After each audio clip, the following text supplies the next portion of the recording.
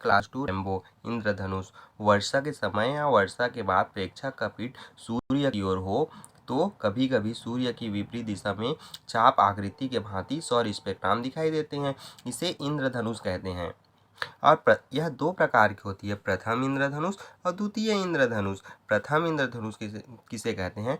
तो प्रथम इंद्रधनुष जल के बूंदों के द्वारा सूर्य की किरणों के दो अपरिवर्तन और एक पूर्ण आंतरिक परिवर्तन के कारण बनता है, इसे प्रथम इंद्रधनुष कहते हैं। तथा द्वितीय इंद्रधनुष जो होता है, यह जल के बूंदों तथा सूर्य के किरणों के दो अपरिवर्तन तथा दो पूर्ण आंतरिक परिवर्तन के कारण बनता है, इसे द्वितीय इंद्रधनुष कहते हैं। इसमें लाल रंग ऊपर की ओर होती है, देखिए ये लाल रंग ऊपर की ओर होती है और इसमें बैंगनी रंग नीचे की ओर होती है।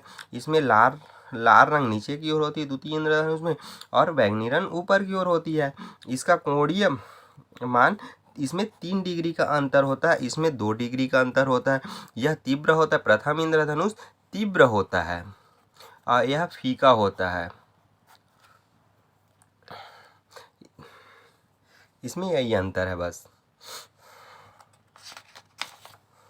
अब दूसरा क्वेश्चन, पहला क्वेश्चन, चित्र में ए और बी दो प्रिज्म हैं।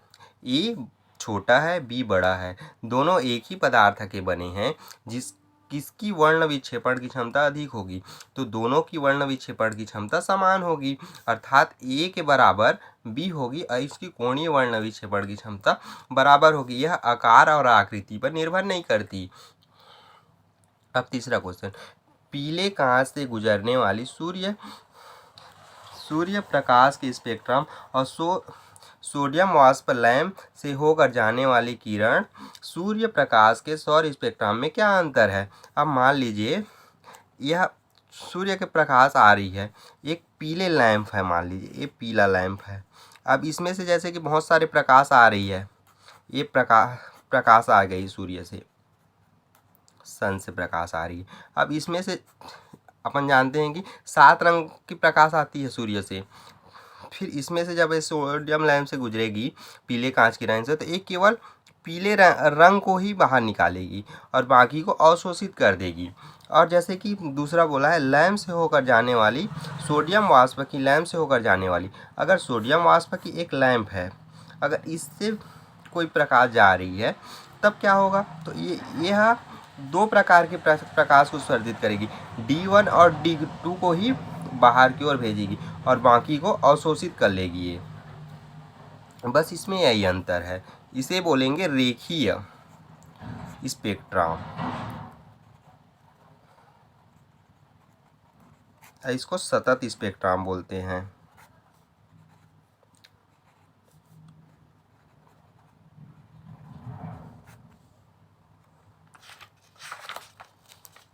और जो निकलेगी वो वाई की इसमें निकलेगी। अब बाकी जो भी सूर्य से किरण आ रही है उसको तो ये अवशोषित कर ली।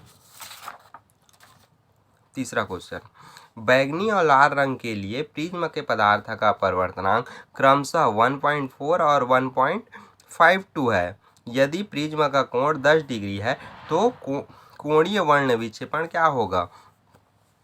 अगर देखिए इसमें क्या दिया है, अपन बोल सकते हैं इसमें दिया है, तो क्या दिया है, म्यू, बैगनी को V बोलेंगे तो 1.54 दिया है, और रेड रंग के लिए दिया है तो R इक्वल हो जाएगा 1.52 हो जाएगा।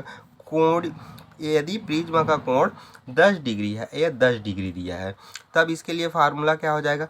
और इसमें क्या कोणीय वर्ण विक्षेपण पूछा है, कोणीय वर्ण विक्षेपण निकालना है हमें, तो क्या हो जाएगा, del V minus del R into A हो जाएगा, इक्वल डेल इक्वल क्या हो जाएगा 1.54 माइनस 1.52 इंटू 10 हो जाएगा, तो ये आगे क्या हो जाएगा 0.02 इंटू 10 हो जाएगा। अब इसको गुणा करेंगे तो 0.2 आ जाएगा, तो हमारा आंसर क्या हो जाएगा जी, ये हो जाएगा बी। अब लाल दीप्त हीटर कुंडली का स्पेक्ट्रम कैसा होता है? अब मान लीजिए एक लाल दीप्त कुंडली है, मान ये क्या है, एक हीटर कॉइल है, जैसे इसमें एक हीटर कॉइल रखा हुआ है, ये ऐसे करके हीटर कॉइलें लगी हुई है। तो अब क्या बोल रहा है, कुंडली में स्पेक्ट्रम कैसा होगा। अब लाल रंग में केवल लाल ही रंग होगा, तो इसमें कैसा स्पेक्ट्रम निकलेगा,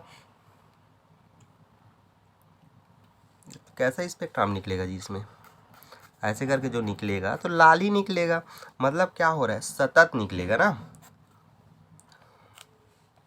अब तीसरा क्वेश्चन, दो लेंसों की संयोजकता की फोकस दूरी लाल रंग के लिए FR तथा बैंगनी रंग के लिए FV है, तो वर्णकता के लिए आवश्यक शर्त होगी।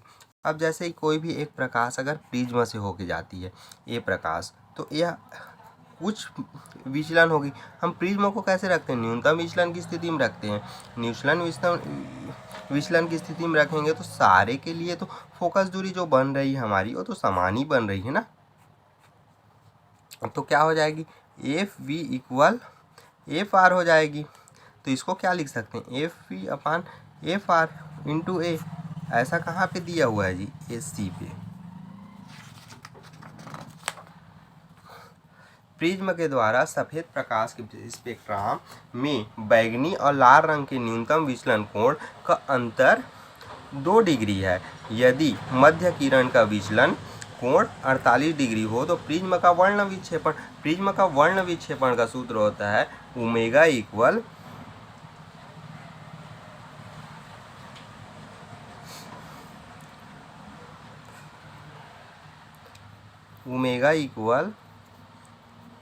Mu V minus mu R अपान म्यू Y होता है। अब म्यू Y होता है तो अब जानते हैं दोनों का अंतर, इसमें दिया है प्रिज्म के द्वारा श्वेत प्रकाश के स्पेक्ट्रम में बैंगनी और लाल रंग के न्यूनतम विचलन कोण का अंतर। तो दोनों का अंतर कितना दिया है, 2 डिग्री दिया है, और मध्य किरण का न्यूनतम विचलन कोण 48 डिग्री दिया है।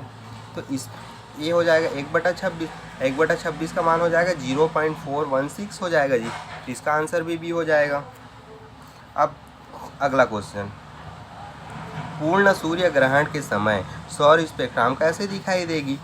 पूर्ण सूर्य ग्रहण के समय सौर स्पेक्ट्रम कैसे दिखाई देगी, तो सभी काली फ्रॉनहोफर रेखाएं चमकीली रेखाएं में बदल जाएगी।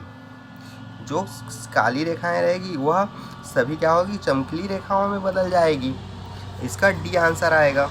रेखीय स्पेक्ट्रम प्राप्त होता है, कैसे प्राप्त होता है जी, अभी रेखीय स्पेक्ट्रम के बारे में पढ़े तो वह सोडियम के लैंप के प्रकाश से प्राप्त होता है। सोडियम के लैंप के प्रकाश से प्राप्त होगा ये।